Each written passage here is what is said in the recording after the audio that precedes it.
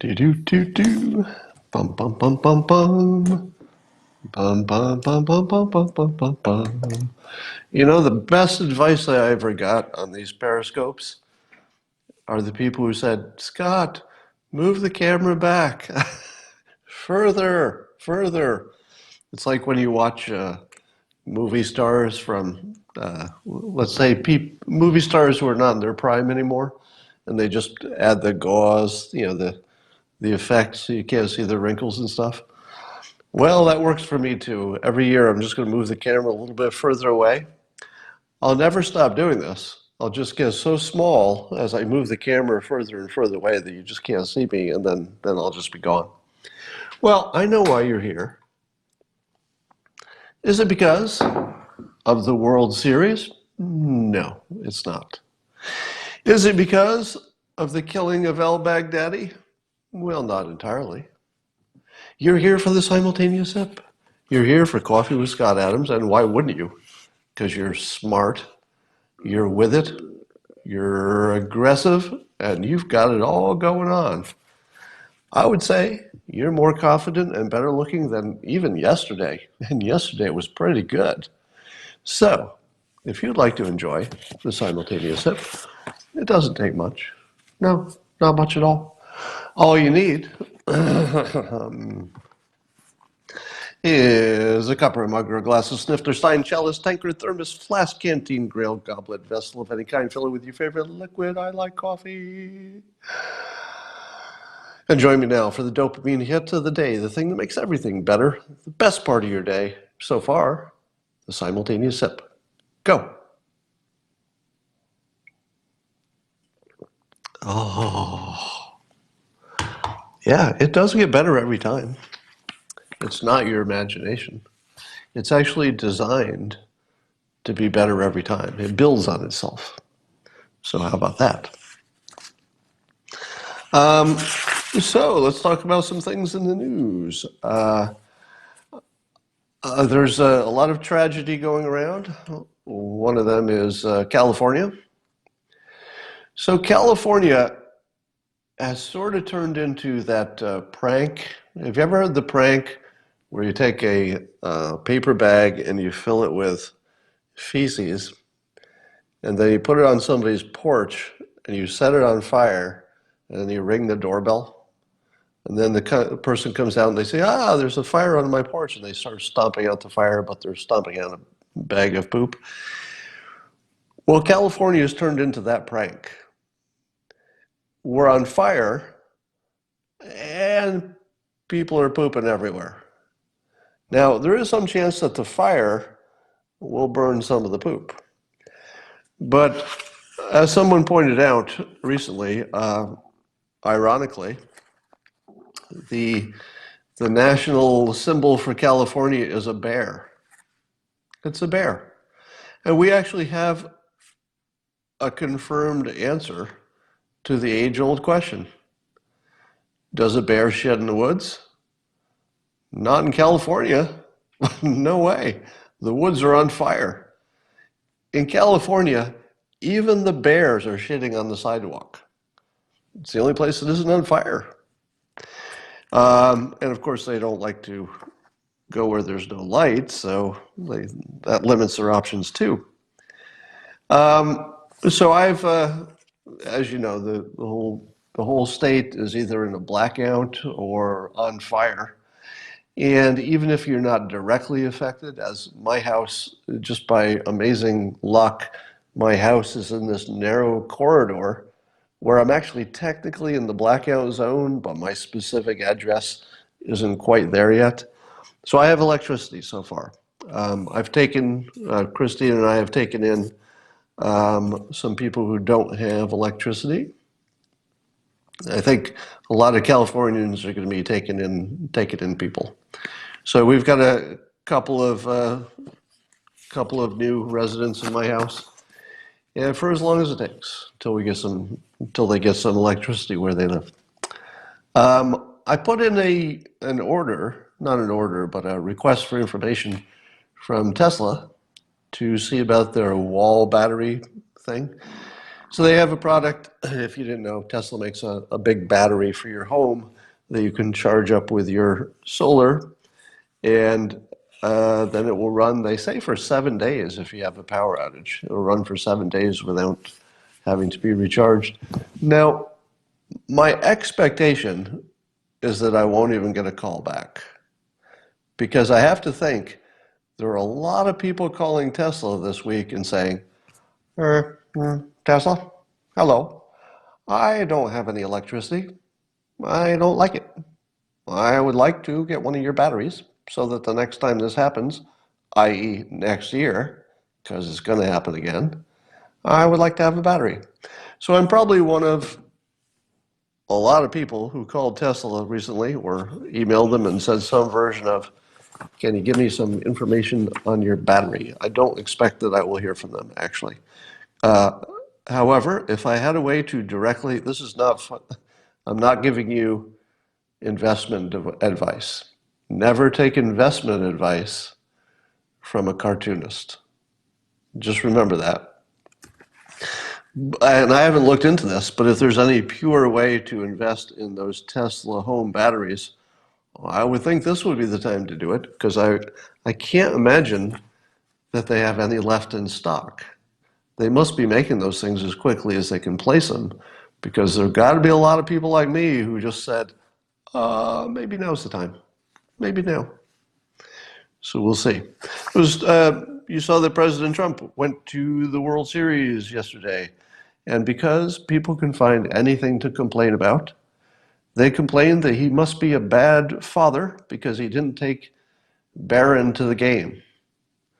To which I said, that sounds like someone who's never met a teenager. Do you know what teenagers don't want to do? Go to a game with their parents. It's literally the last thing they'd ever want to do. Hey, I'd like to spend my night with my parents, said no teenager ever. So that's pretty funny that anybody thinks that Barron would have wanted to do that. I doubt it. So anyway, I stole the joke about the bear shitting in the woods from Don or Dan? Don McDaniel, who may or may not be watching this. If you are, good joke, Don. Thank you. So I asked you yesterday if you would give Matt Gaetz, Congressman Matt Gaetz, a follow on Twitter to get his attention so that I could coax him to appear as a guest on this Periscope. And we did manage to get him several thousand new followers. I don't know how many. I was trying for 10,000. I think we had several thousand as of yesterday and still rising. But he did respond, and he said yes. So I've got a message in to him to see if we can get a real schedule together. Did you notice that he was at the World Series with President Trump and Melania? So he has some good access. So I'll try to schedule him. I'll let you know in advance, and that will be a lot of fun. All right. Let's talk about Al-Baghdadi. He used to be called Baghdadi, but I like to call him Baghdadi because it's funnier. I saw somebody on Twitter say that Trump is such a badass that not only did he kill Baghdadi, but then he shit-talked him in public after that. That's like the ultimate badass, right? He kills him, and then he goes and he trash talks him in public. To which I said, nope, it's better than that. It's better than that. He didn't just kill him. The last thing that he made Baghdadi do before he died was kill his own children. 3 of them. Now, you think it's bad that Trump didn't take Barron to the World Series? Well, I think Baghdadi might not be Father of the Year either.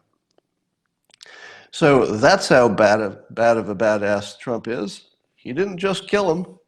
He made him kill his own children in the process, and then he trash talked him.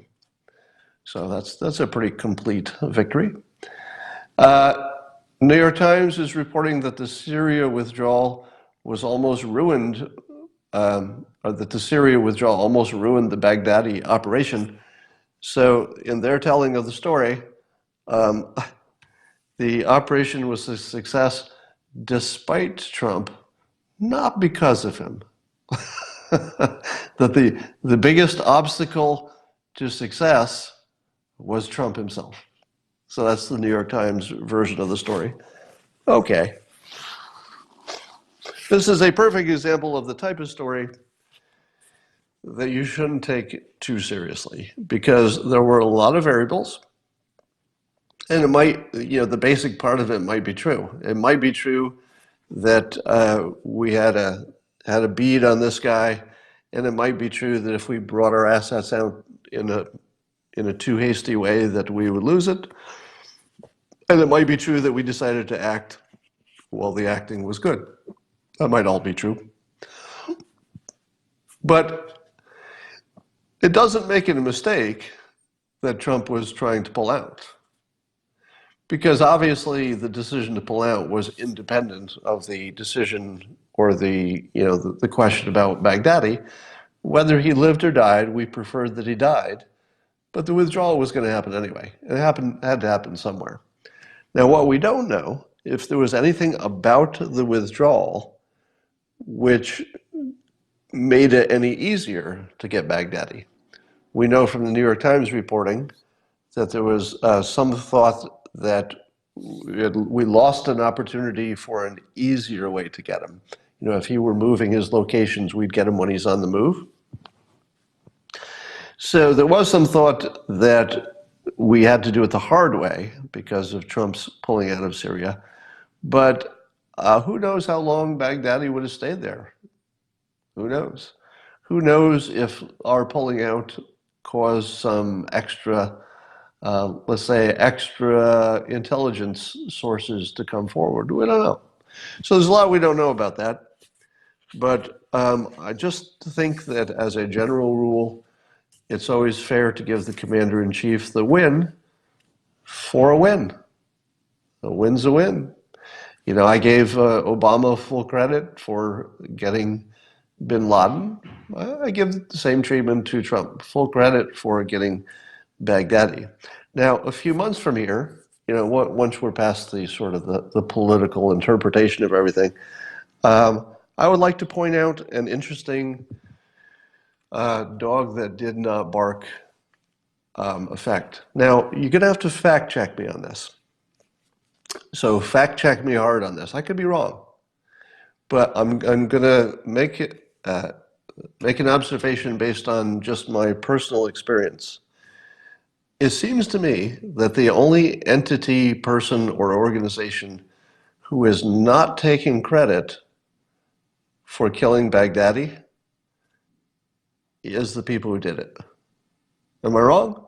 The US military, I think, if you don't count what Trump himself says, but the actual military, I don't know if they've taken credit.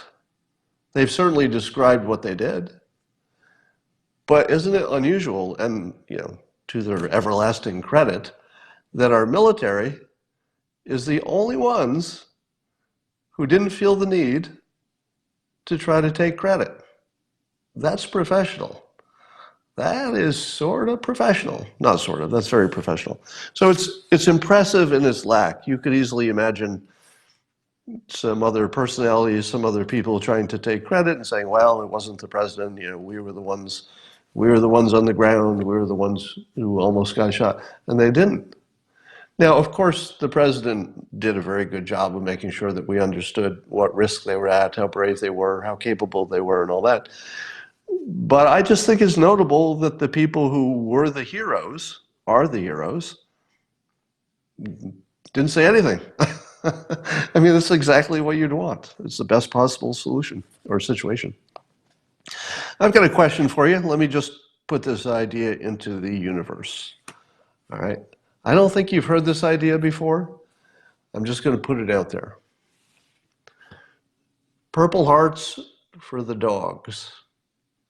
Yes or no? Should the dogs who were injured badly, apparently. I don't know how many dogs, but more than one, I think, was injured but lived. Would you like to see a Purple Heart ceremony for the dogs? Because what's interesting about the dogs is that they have this symbiotic relationship with the actual soldiers, so much so that the soldiers won't leave them behind. They don't even leave the dog behind. I mean, it couldn't have been easy. I was trying to imagine how hard it would be under the situation they were in to rescue a wounded dog, get it cared for and transported all the way back and all that. That couldn't have been easy. So there were some military people who really took a risk and put some real effort into protecting the dogs and making sure that they came home. So I'll just put that out there. Purple Heart for the dogs? Yes or no? Now, I wouldn't want to, diminish. I don't want to diminish what it means to human beings to get a Purple Heart, because it's obviously one of the, it's one of the more important recognitions you could get, because you've given, almost as much as you could give, short of your life, if you get wounded. So, but I think these particular dogs are not. We don't even think of them as dogs. They're basically just part of the military at this point. So I guess my respect for the military dogs is so high that I don't see it as an insult that they could win an award that a human could win in this specific case. In any other case, I'd feel differently. All right, so it looks like a lot of people were on board with that. Let's talk about the Washington Post, who you probably have all seen the story. Washington Post's first headline description of Baghdadi after he was killed was that he was an austere religious scholar. He was an austere religious scholar. Okay, so people complained and said, if you happen to be the biggest rapist, murderer, terrorist in the world, maybe you don't lead with austere religious scholar. Maybe you lead with rapist, murderer, beheader, terrorist. So the Washington Post heard the complaints and they adjusted accordingly. And in a statement from one of their executives, in a tweet, Christine Karate Kelly said, "Regarding our al-Baghdadi obituary, the headline should never have read that way, and we changed it quickly." So what is our opinion of this? Well, obviously, people have an opinion about how fair or unbiased the reporting is, and it almost seems as if they just couldn't give Trump the win, so they had to soften it somehow. But they did respond to people pointing it out, and they did change it. So, under the 48-hour rule, do we forgive them? Is the apology accepted? Well, no, because there's no apology. Let me read it again. This is not apology. They said the headline should never have read that way, and we changed it quickly. That's not an apology, right? So there's no apology to accept, but there is a clarification. And the clarification is that it was a mistake and that we changed it quickly. Now, there's a lot to be desired in this response. I would call this a deeply imperfect response, and primarily because it doesn't address what it did to trust, what it did to the customer. There's a victim here. There's a victim, which is trust in the media, the readers and how they reacted to it, and they're not addressed.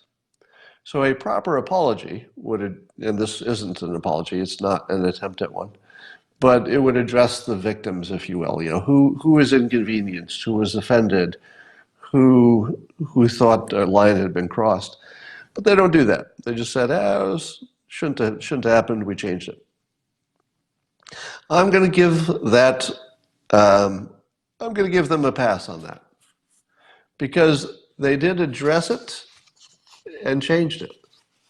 And there are two things you're looking for. One is an apology when that makes sense. And the other is, did you fix it? Did you do something about it? And they did do something about it. I would say this is the weakest way you could respond to a mistake and actually still say that you did something. But I'm going to accept it.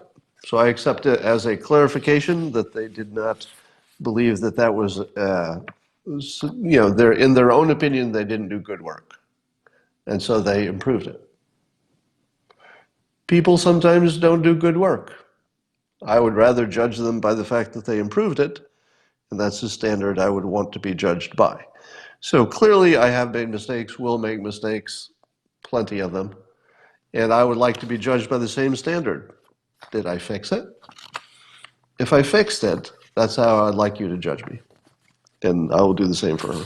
Let's talk about this Katie Hill story, Congressperson, Democratic politician in California. She got in trouble for, well, the only thing that got her in trouble ultimately was that she slept with a subordinate on her staff. And that's a no-no, so she resigned.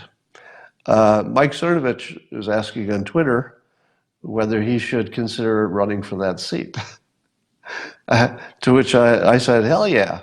I mean, assuming he wants to do that. I don't know why anybody would want that job, but if he wanted to, he'd be great. Can you imagine Congress with Mike Cernovich in it? Come on, that would be the best thing ever. You would never stop having fun. So yes, I say the only thing that Congress seriously needs right now is a good shot on Mike Cernovich. But Mike, if you're listening, I don't know why anybody would want that life. But if you do, I'm a backer, so I'll help you. So here's my opinion on the Katie Hill thing. I totally understand why sleeping with a subordinate has to be against the rules. I get that. But I feel as if that standard had always existed, and I think we could agree that in some sense the standard has always existed but was kind of ignored. It's sort of the Me Too movement that makes us actually consider that a serious thing, more serious than it has been considered in the past. So lots of places have always taken it seriously, but as a society, we're just sort of catching up to the idea that maybe you should just never do it. How about never? Never is the right answer. But here's the problem.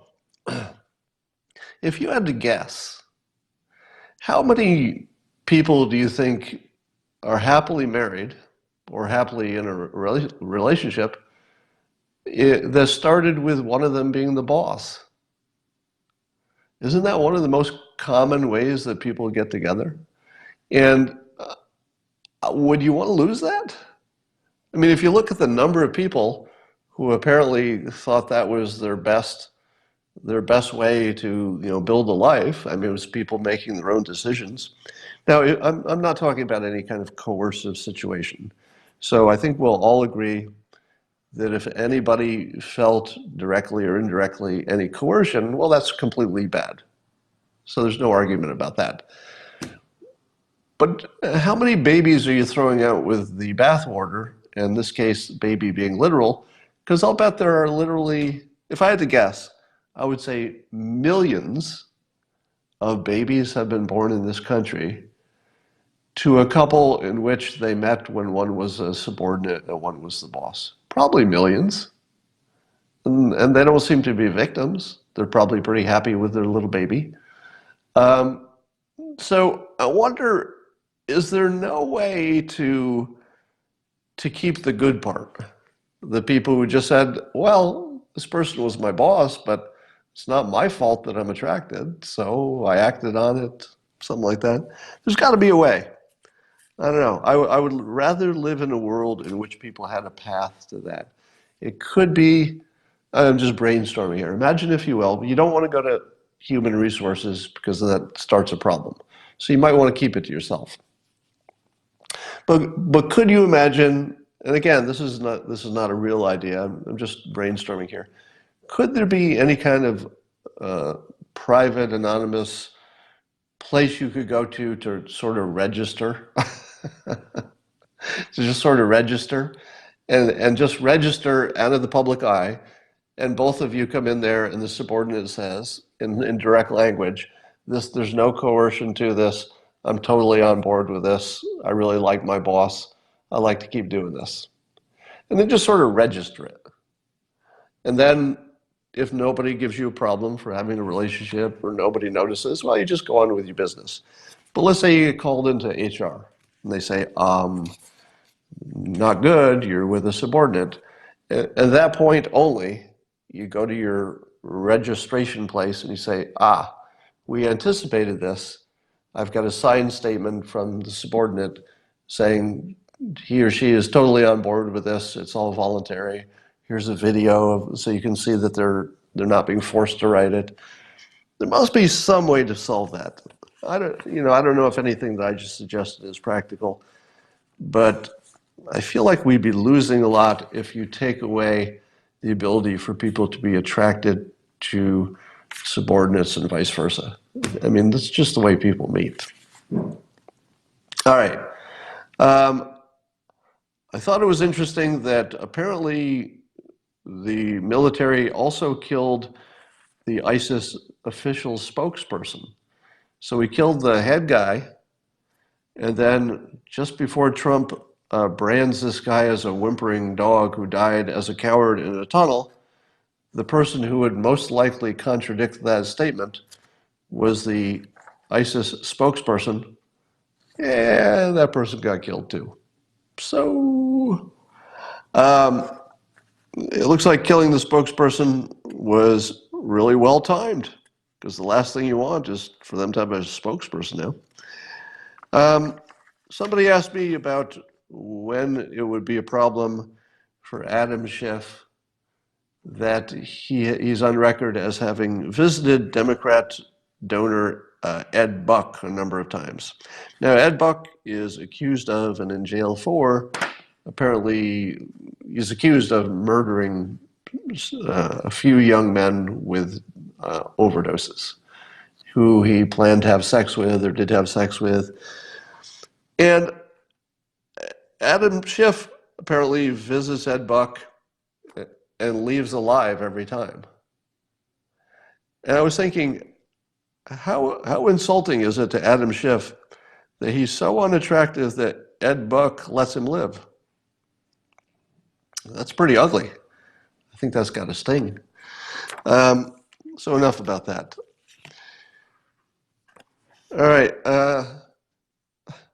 Martha Raddatz, the host of ABC News, was talking to Adam Schiff, and she called him on his accusations about Trump, and she said, "You have no evidence of that yet whatsoever, however." So people said, "Hey, yay, ABC News is challenging Adam Schiff for making statements that he can't back up." So your first impression is, oh, that's a step in the right direction, because you want ABC News to be challenging Adam Schiff, not just sort of allowing him to speak and then moving on. But here's what I notice. You see that they inject that word yet? So she says, you have no evidence of that yet. Yet? What do you mean yet? Wouldn't that apply to all of us all the time? Hey there, let's see, I'll pick one of you out. How about Serendipity 3021? Hey, Serendipity. You've been accused of being a cannibal and eating children, but there's no evidence. There's no evidence yet. Maybe Adam Schiff is a mass murderer, but there's no evidence of that. There's no evidence of that yet. And maybe President Trump is just in it for the money, but there's no evidence of that yet. It's coming. Yet.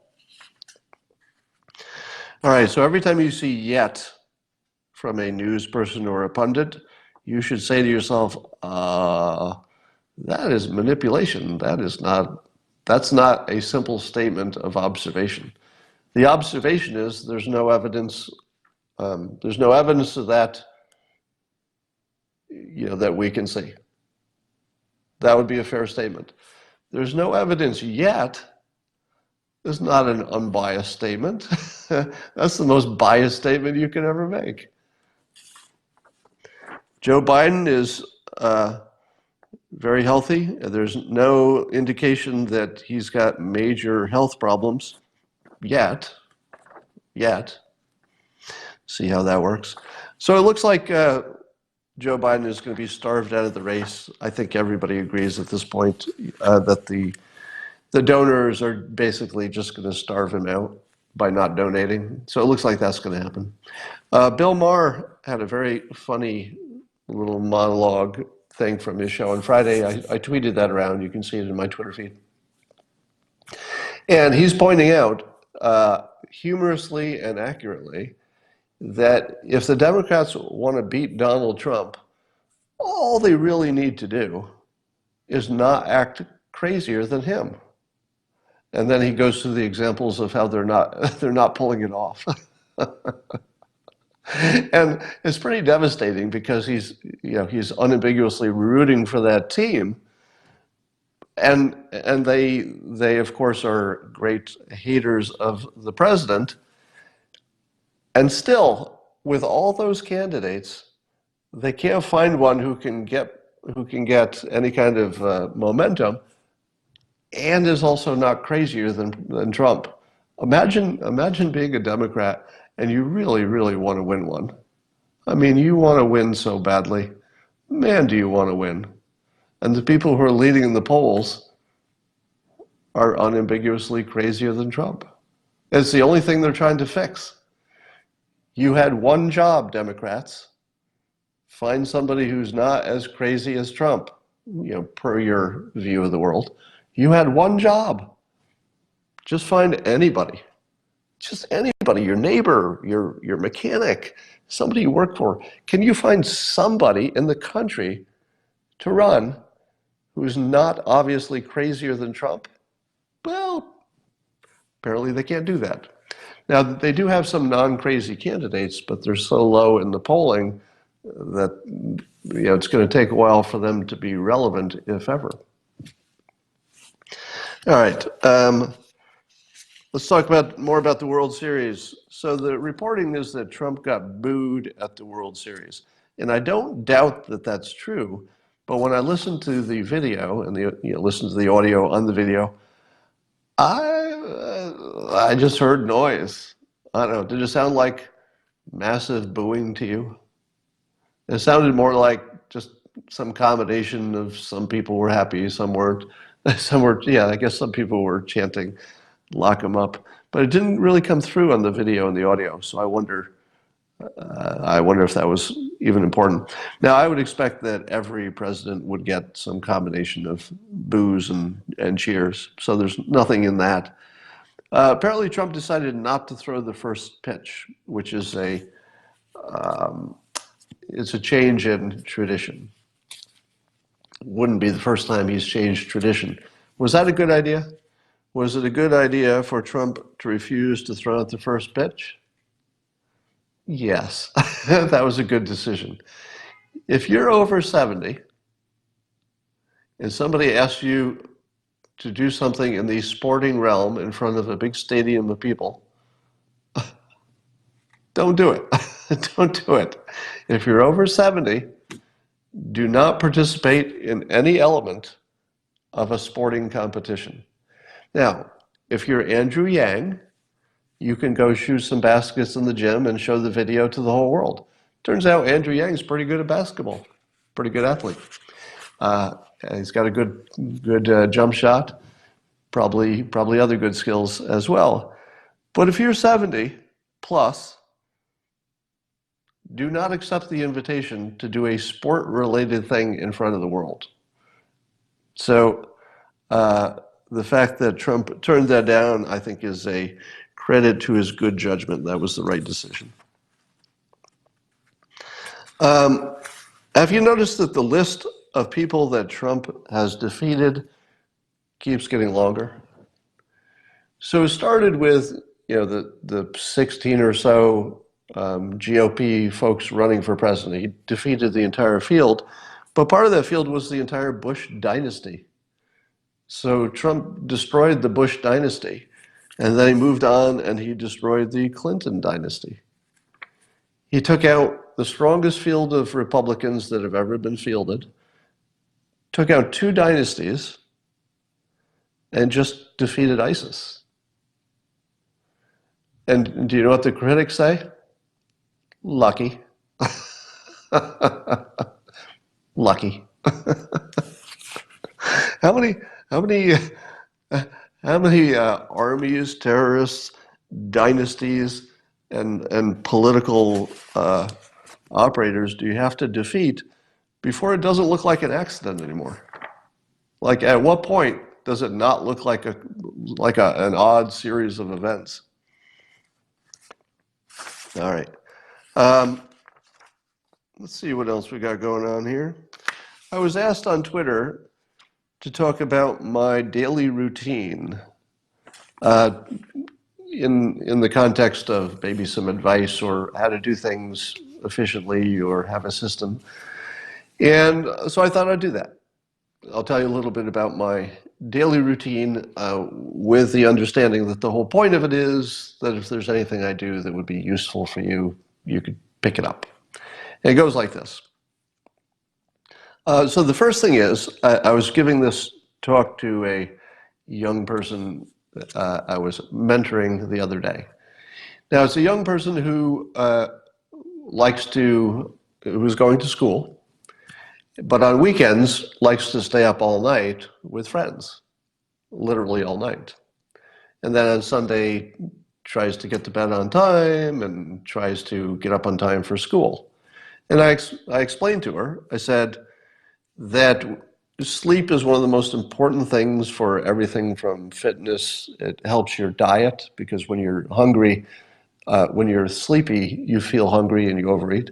So I said sleeping will help your mental ability, your fitness. It'll help your diet. It'll help your looks, your appearance. But most importantly, you need like a system so that you can get enough sleep. And if you don't get that right, you don't get anything right. So I was pointing out that if it were the summer and you were staying up all night, it wouldn't make that much difference. It's just summer. You don't have to get up to go to work, don't have to get up to go to school. But during the school year, if you're trying to keep a normal schedule for 5 days, and then on the weekend you're trying to stay up all night because you can, hey, no school tomorrow, that you are absolutely sabotaging your health in all kinds of ways. You're sabotaging your schoolwork, your health, your brain, your fitness, your appearance, and your future. It's that bad.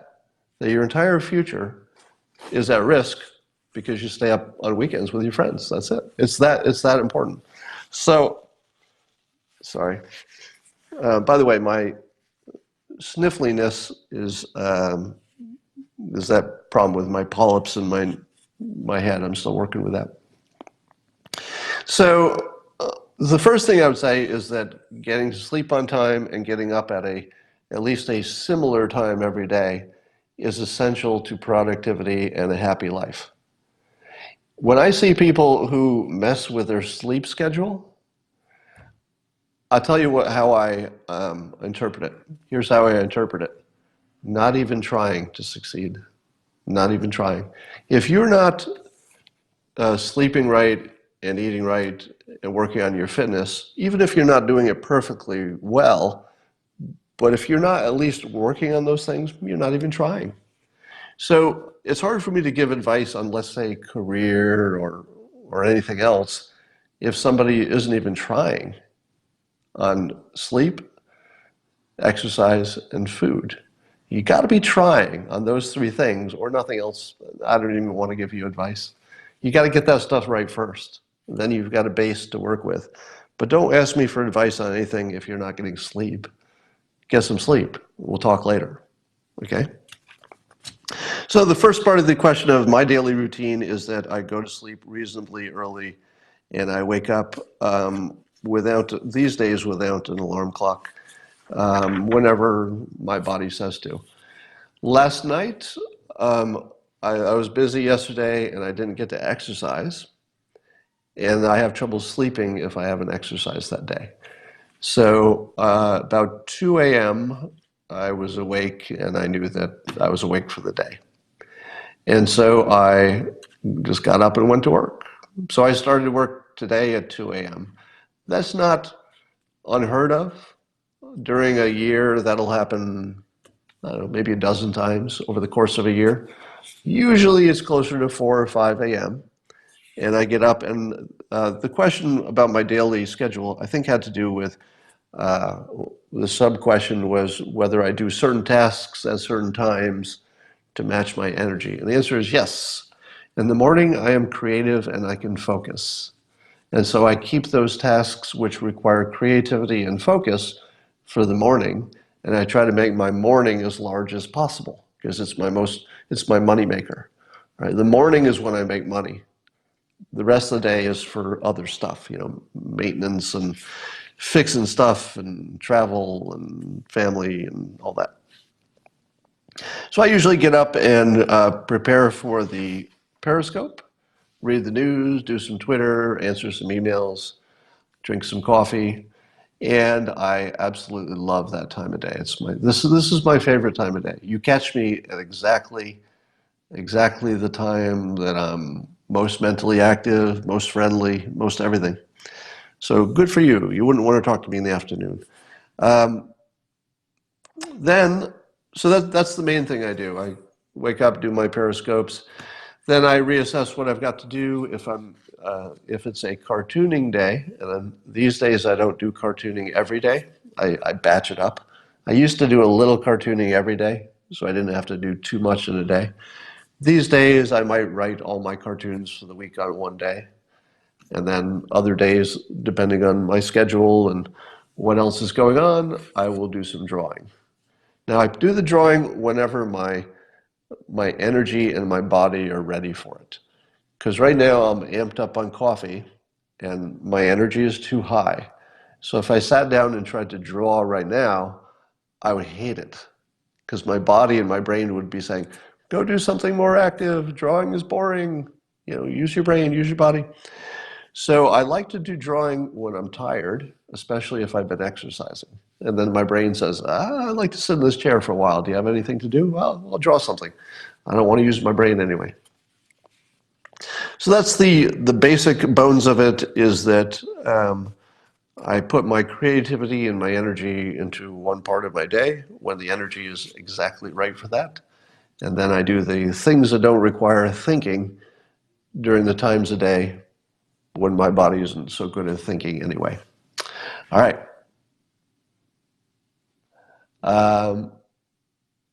What's the best? I'm not going to read that question. What about eating? So here's a weird thing. I've almost given up on meals. At one point there was a thought that you should eat, 5 small meals or something a day. And I used to have like a big dinner. But if you have several people in your life, nobody wants to eat the same food at the same time. And in the modern world, you don't need to. So you can everybody can do whatever they want, whenever they want. So I find that I just snack all day long. So I eat a protein bar when I wake up. I'll have a banana later, maybe an avocado. And during the day, I stick to things which are unambiguously good for me. I don't do any unhealthy eating in the morning. And I stay away from carbs like crazy. Carbs will put me to sleep within an hour. So if I avoid carbs, I have more energy, and that's good. All right. Somebody asked me if I still had my sense of smell and taste. Some of you knew my story that for 10 years I couldn't smell or taste anything. And then I found out there was some polyp problem in my eustachian tubes. I treated it temporarily, and my smell and taste came back completely. But it didn't last. So after, I don't know, a week or so of having my smell and taste, um, the polyps apparently went back to their original condition, and I cannot smell or taste anything again. And I don't have a plan for fixing that. So I did get my hearing back though, so my hearing is all back.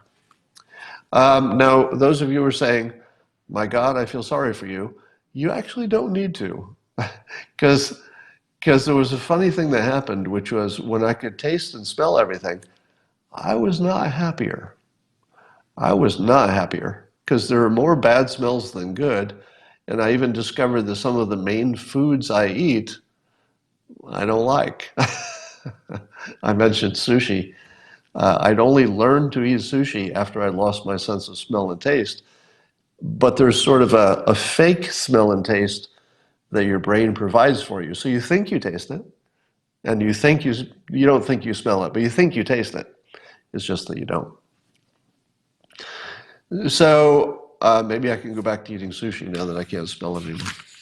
All right, that's all I've got